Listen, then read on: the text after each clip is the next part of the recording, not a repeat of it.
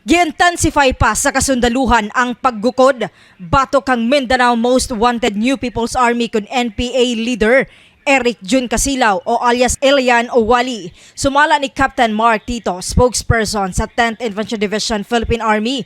Wala sila nihunong sa paglusad ug intensified focus military operations ilabi na sa area sa Davao de Oro. Batok kang Casilaw hangtod sa maneutralisa kini. Sa Joint Order of Reward sa Department of National Defense ug Department of Interior and Local Government, adunay patong sa ulo si Casilaw nga 5.4 million pesos.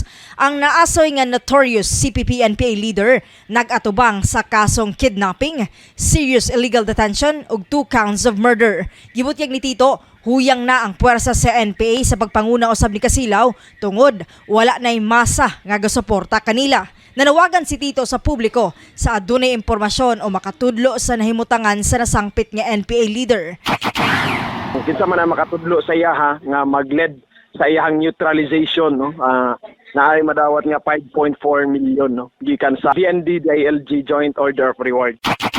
Hugot usab nga gikondena sa 10th ID ang pag-unay og patay ni Casilaw sa iyang kaubanang NPA rebel nga si Crispin Rolion alias Jeffrey didto sa may Purok 8, Libuton, Barangay Andap, New Bataan, Davao de Oro ngadtong Abril 2022. Kasama mo sa balita og serbisyo publiko, Radyoman Aimee Ginita, Tatak RMN.